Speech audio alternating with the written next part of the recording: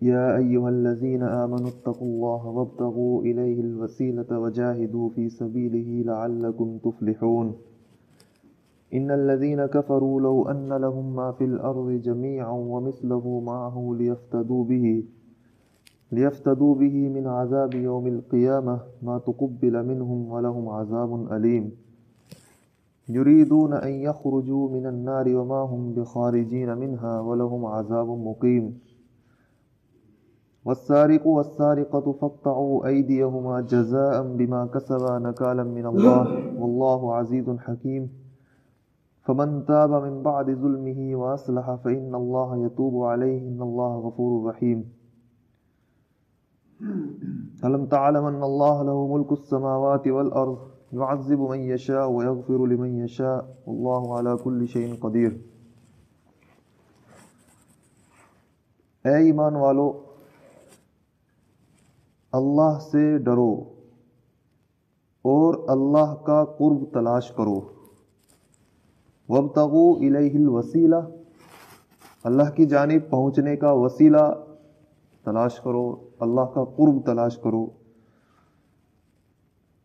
قرآن مجید نے اکثر و بیشتر جہاں بھی کسی سزا کا، کسی جرم کی سزا، اس کا بدلہ یا کوئی قانون، جہاں بھی قرآن مجید نے ذکر کیا ہے، وہاں اکثر و بیشتر قرآن مجید نے ساتھ ساتھ اتقوا اللہ کا لفظ بھی ضرور ذکر کیا ہے، کیونکہ قرآن مجید نہ صرف یہ کہ یہ قانون کی کتاب ہے، بلکہ قرآن مجید ایک ہدایت، تربیت کی اہم کتاب ہے۔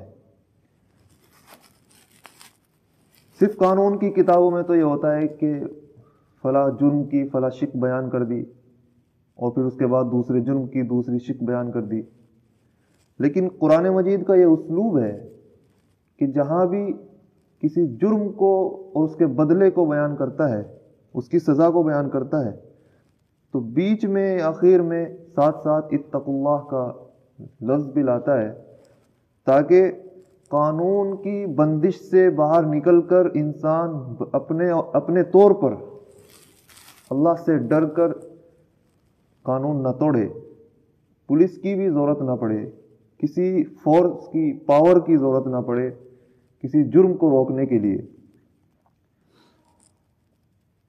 کل بھی جو قانون گزرا اور اگلی آیت میں بھی آ رہا ہے چوری کی سزا، اس کے بیچ میں بھی آیت کریمہ اللہ رب العالمین لے کر آئے ہیں کہ اے ایمان والو، اللہ سے ڈرتے رہو اور اللہ کی جانب پہنچنے کا وسیلہ حاصل کرو، یعنی اللہ کا قرب حاصل کرتے رہو۔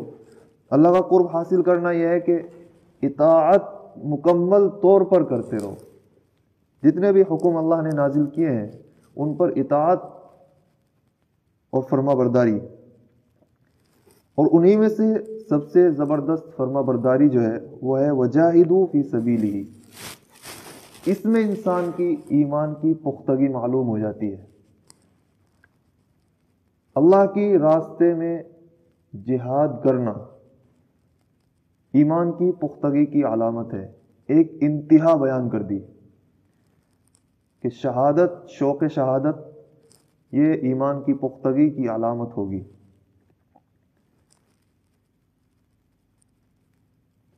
ان کے ڈاکوؤں کی جو سزا بیان کی تھی اس میں ایک لفظ آیا تھا وَيَسْعَوْنَ فِي الْأَرْضِ فَسَادًا، کہ وہ زمین میں فساد مچاتے پھرتے ہیں۔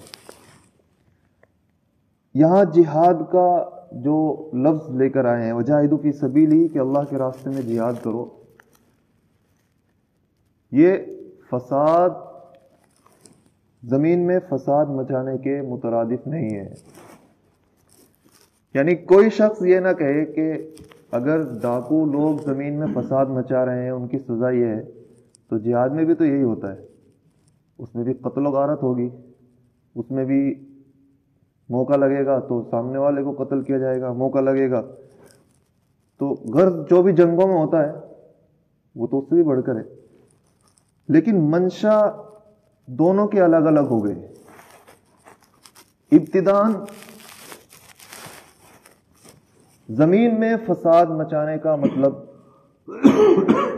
کہ اللہ کی مخلوق کو چین سے بیٹھنے نہ دینا، اللہ کی مخلوق پر ظلم کرنا، اللہ کی مخلوق کو آزاد نہ چھوڑنا، یہ زمین میں فساد مچانا ہے۔ لیکن جہاد کا مقصد کیا ہے؟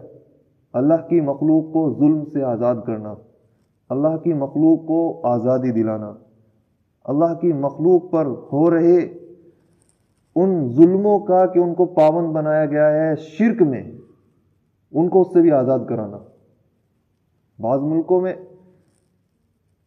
شرک کرنا ضروری ہوتا ہے، جیسا کہ کمیونسٹ پارٹی آج کل کی ہے، کہ وہ جب تک اپنے جاب کا سرٹیفکیٹ ہی نہیں دیتی جب تک کہ ان کے اس قانون کا مکمل طور پر ایمان کا اقرار نہ کیا جائے، اس سے بھی آزاد کرانا ضروری ہے۔ تو دونوں کی منشا کا فرق ہے۔ تو اس وجہ سے اللہ نے فرمایا کہ وجاہدوا فی سبیلی، اللہ کے راستے میں جہاد۔ اس سے فوری طور پر نیت کی تبدیلی معلوم ہو گئی کہ فساد نہیں بلکہ اس فساد کو ختم کرنے کا ہے۔ لعلکم تفلحون، تاکہ تم فلاح پاؤ۔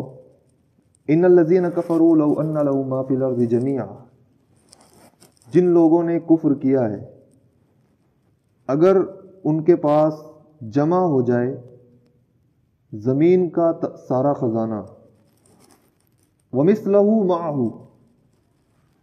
اور اس زمین کا سارے خزانے کے ساتھ ساتھ اتنا ہی اور بھی جمع ہو جائے، یعنی دنیا میں جتنا خزانہ ہے اس کا ڈبل اگر کسی انسان کے پاس ہو، اور اللہ رب العالمین پھر اس کو عذاب دیں اور وہ اس عذاب کے بدلے میں اس زمین کا خزانہ پیش کرنا چاہے کہ میری جانب سے یہ زمین کا خزانہ لے لو اور مجھے دوزخ سے نکال لو، تو اس کی جانب سے وہ خزانہ بھی قبول نہیں کیا جائے گا،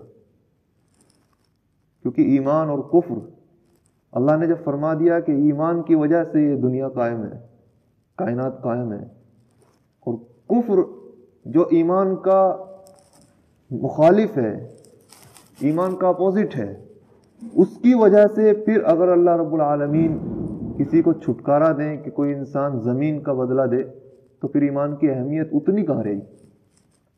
اس وجہ سے اللہ رب العالمین نے فرمایا کہ اگر کسی کے پاس میں زمین اور اس کے برابر اور بھی مزید سامان ہو اور وہ جہنم سے چھٹکارے کے لیے اس کو بطور فدیہ ادا کرنا چاہے، تو اس کی جانب سے وہ بھی قبول نہیں کیا جائے گا۔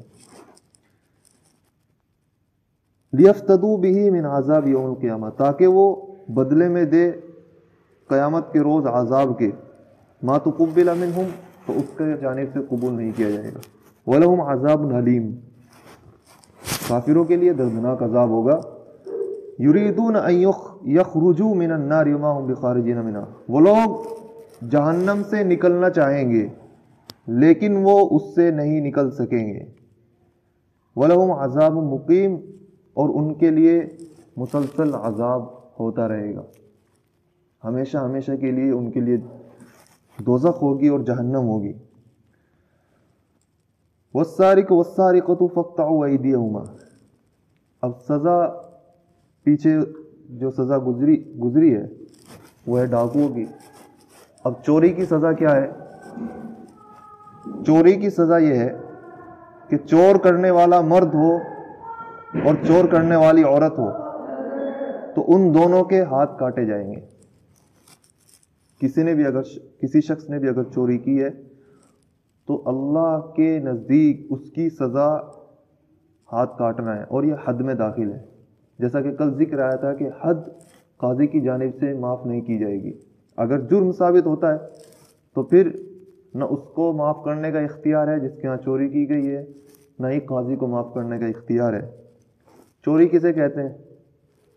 ایک تو عام چوری ہے کہ کسی نے کسی کا پھل چرا لیا، وہ بھی چوری میں شامل ہے، لیکن حد میں کون سی چوری آئے گی؟ حد میں وہ چوری آئے گی کہ کسی شخص کا محفوظ مال تالا توڑ کر ناجائز طور پر بغیر اس کی اجازت کے نکالنا خفیہ طور پر، وہ ہے چوری۔ اتنی ساری قید آ گئی تو اس میں بہت کم ایسی چوری ملے گی جو اس شرط میں داخل ہوگی۔ مثلا اگر کسی شخص نے سامان اٹھایا اسٹیشن سے, راستے سے, تو وہ حد والی چوری میں نہیں آئے گا. کسی نے اگر سامان چرایا بیت المال سے تو وہ بھی حد والی چوری میں نہیں آئے گا. اس کی وجہ یہ ہے کہ بیت المال کے اندر بھی اس شخص کی ملکیت ایک گونا شامل ہے, اور ملکیت کے شبے کی وجہ سے حد ختم ہو جائے گی, کیونکہ تمام حد کا فیصلہ یہ ہے کہ الحدود یندرئ بالشبہات. حد جو ہے شبہات سے, شبہ صرف پڑ جائے تو اس سے حد ساقط ہو جائے گی اور سزا تعزیرات میں بدل جائے گی. اور یہ جو قاعدہ ہے یہ اتنا زبردست ہے, یعنی کہ اگر کسی کے حق میں کوئی ذرہ برابر بھی شبہ ہو جائے, کسی نے کفن چرایا ہے تو اس کی سزا یہ حد والی چوری نہیں ہے. اس کی وجہ یہ ہے کہ کفن چرانا ایک تو وہ کسی کی ملکیت میں نہیں ہے, کیا وہ مردے کی ملکیت میں ہے؟ نہیں. تو کیا وہ دینے والے کی ملکیت میں ہے کہ نہیں؟ اس کی ملکیت میں بھی نہیں ہے. تو ایک تو وہ کسی کی ملکیت میں نہیں رہا, دوسرے یہ کہ وہ محفوظ مقام پر نہیں ہے. اسی طریقے سے اگر کسی نے, کوئی ایسا شخص ہے جو کسی کے یہاں نوکری کرتا ہے اور اس کو گھر میں آنے جانے کی اجازت ہے, گھر کے اندر گیا اور کوئی سامان اندر رکھا ہوا تھا, اس نے وہ چرا لیا, تو وہ بھی اس چوری میں شامل نہیں ہے, حد والی چوری میں, کیونکہ اس کے لیے وہ عام سڑک کے مترادف ہے, گویا کہ اس نے عام سڑک پہ سے اٹھایا. ہاں اگر اس کو اجازت نہیں ہے گھر میں داخل ہونے کی, پھر وہ گھر میں جا کر چراتا ہے تو پھر وہ اس میں شامل ہے. تو اس وجہ سے ہاتھ کاٹنے والی چوری میں بہت ساری چوریاں نکل گئیں. جیسے جیب کاٹنے والا مسئلہ ہے, جیب کاٹ لیتا ہے. ہاں اگر کسی شخص نے مثلا کسی کے کنگن اس کی موجودگی میں چرائے, اور یہ کسی کا زیور چرایا, یہ کسی کوئی بھی سامان چرایا, جیب کاٹی, تو پھر وہ اس والی چوری میں وہ بھی شامل نہیں ہوگا, بلکہ وہ تعزیرات کے تحت آئے گا. حد والی جو چوری ہوگی اس تعریف کی وجہ سے اس چوری میں وہ شامل نہیں ہوگا. اگر اس نے ڈاکہ زنی کی ہے تو وہ گاؤں سے باہر معتبر ہوگی. اس نے چوری کی ہے تو وہ چوری کی تعریف بیان کی کہ خفیہ طور پر اس نے لیا ہو, ایسی جگہ سے لیا ہو جہاں اس کو محفوظ رکھا جاتا ہو, اور ناجائز طور پر لیا ہو, اور اس کی ملکیت بھی اس میں شامل نہ ہو. یہ تمام شرطیں اگر پائی گئیں تب جا کر ہوگا. تو چور اور چور کا ہاتھ کاٹا جائے گا. تو یہ جو اعتراض کرتے ہیں کہ چوری کی وجہ سے صرف ہاتھ کاٹنا, تو کون سی چوری ہے؟ وہ چوری تو ثابت ہی نہیں ہوگی تیری. یعنی جس طرح یہ اسٹیشن وغیرہ میں موبائل وہ حد میں شامل نہیں ہوگا, وہ تعزیرات میں ہوگا, وہ تعزیرات میں شامل ہوگا. تو جو اعتراض کیا جاتا ہے, ہاں ایک اور بھی ہے, اس میں شرط یہ ہے کہ چوری جو جس چیز کی گئی ہو وہ 1 دینار کے برابر ہو یا 10 درہم کے برابر ہو. 1 دینار یعنی 4.5 گرام سونا, یہ دینار ہوتا ہے, اور درہم 3.5 گرام چاندی. تو 3.5 گرام پلس گنا 10 گرام کتنا ہو گیا؟ اتنا جو ہے اگر کسی نے اس سے کم سامان اگر چرایا ہے تو اس کا بھی ہاتھ نہیں کاٹا جائے گا. کسی نے بھوک کی وجہ سے چرایا ہے, کوئی ایسی جگہ بھوک مری شامل ہے, تو اس کا بھی ہاتھ نہیں کاٹا جائے گا. تو پھر کون سی چوری شامل ہوئی؟ وہ ایسا بدبخت ہی ہے کہ بغیر کسی وجہ کے ایسی جگہ جا کر چرائے گا, تو پھر اس کے لیے ہمیں رحم کیوں ہے؟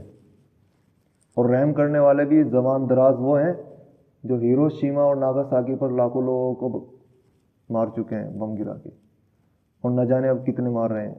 وہ اعتراض کرنے والے.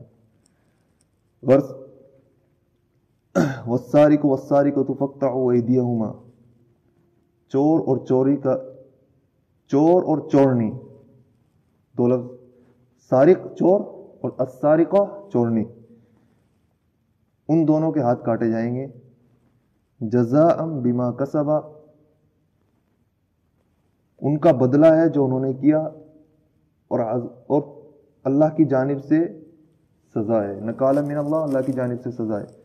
واللہ عزیز حکیم، اللہ رب العالمین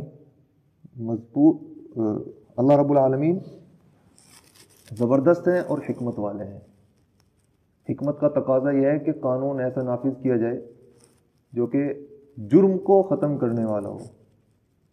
اگر ہم دیکھیں آج ان ممالک میں، خاص کر سعودی میں، جہاں مکمل طور پر حد نافذ ہے، حد کی سزا نافذ ہے، اور دکان کھلی رہتی ہیں، جو حج کے گئے ہیں انہوں نے دیکھا ہے، جو نہیں گئے وہ دیکھ لیں گے اپنی آنکھوں سے جب جائیں گے۔ بالکل ایسے کھلے طور پر دکانیں کھلی ہیں، اگر سڑکوں پر سامان رکھا ہے تو رکھا ہے، اور لوگ چھوڑ کر چلے گئے اور کوئی اٹھانے والا نہیں ہے۔ دوسری جگہ کا یہاں کا حال، اگر بائک سے پہیہ کھل کر گر جائے اور وہ گھر تک چابی اٹھانے گئے تو وہ بائک پہ صاف۔ ایسا حال دوسری جگہوں کا ہے۔ جرم کا ریشو سب سے زیادہ امریکہ میں ہے، سب سے کم جرم کا ریشو سعودی میں ہے۔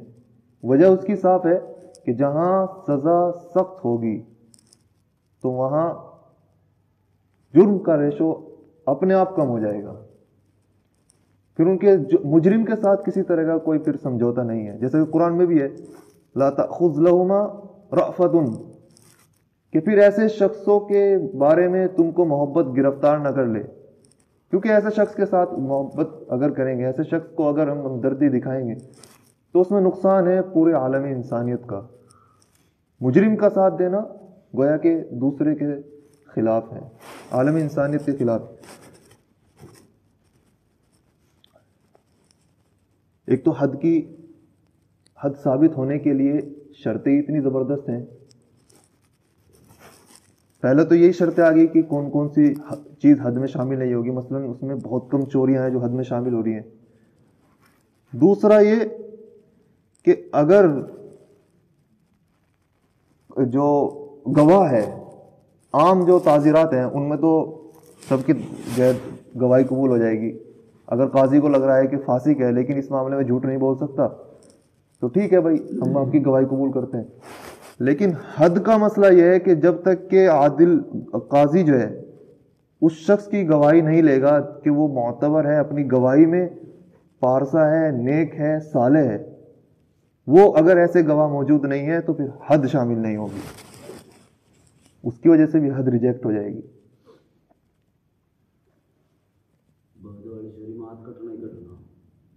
غرض اگر ثابت ہو جاتا ہے تو پھر رحم نہیں کیا جائے گا۔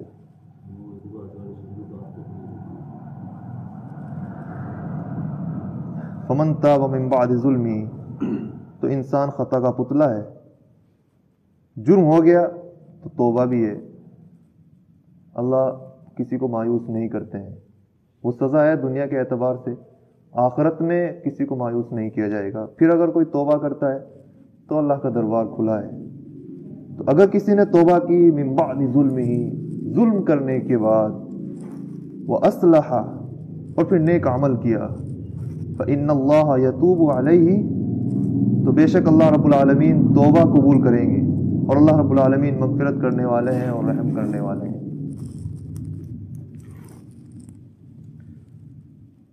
اگر کسی نے ایک مرتبہ چوری کی تو داہنا ہاتھ، دوسری مرتبہ چوری کی تو بایاں پیر کاٹا جائے گا، پھر بھی اگر نہیں مانا، ہاتھ پیر کٹوا کے بھی تب بھی چوری کی تو پھر اس کو گرفتار کر لیا جائے گا، پھر دوسرا ہاتھ نہیں کاٹا جائے گا اور نہ دوسرا پیر کاٹا جائے گا۔ پھر اگر اس نے جیل میں توبہ کر لی تو چھوڑ دیا جائے گا، اور توبہ معلوم ہوگی سیاق و سباق سے، قرینے سے، اس کی زبان سے معلوم نہیں ہوگی کہ وہ چھٹ کر کیا کرتا ہے۔ پھر اگر کچھ کرنے کی کوشش کرتا ہے تو پھر گرفتار۔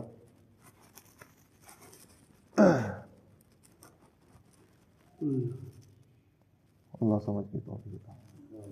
سبحان اللہ الحمد، سبحان اللہ الحمد۔ ہمدردی والی بات آ نا، اگر میری انسانیت کی ہمدردی، مانوادھیکار، یہ سب سے زیادہ فراڈ ہے، مانوادھیکار کے چکر، ہاں سب سے زیادہ فراڈ ہے۔ ہیتی ایک ملک ہے، اس میں 60% پہ چوروں کا قبضہ ہے، हुआ ये कि अब से 1.5 साल पहले राष्ट्रपति की गोली मार दी थी वहाँ पे 80 राष्ट्रपति की गोली मार दी थी। अब से 1.5 साल पहले वहाँ राष्ट्रपति नहीं कोई बनता, वो प्रधानमंत्री और वे मंत्री संतरी में सारे चोरों के सरदार हैं। अभी बीजेपी रिपोर्ट में परसों तब से पढ़ रहा था मैं कि कोई भी आदमी किसी भी जगह महफूज नहीं है। लोग बाग अपने वक्त पर ड्यूटी जाना पसंद नहीं करते, तो थोड़ी सी देर हो जाती तो वहीं रुक जाते हैं कमरों में हौसलों में। अगर कहीं बाहर निकल गए तो लुट जाएंगे, कुछ ना कुछ उनके साथ होना। इतने केस रोज आते हैं। और होता हुआ ये कि वो जितने जो कुछ जो चोरी चारी करते थे ना, और वो करते थे वो कोई ना कोई उनकी सिफारिश करते उन्हें छुड़वा देता था। अभी वहाँ गैंग बने हुए हैं।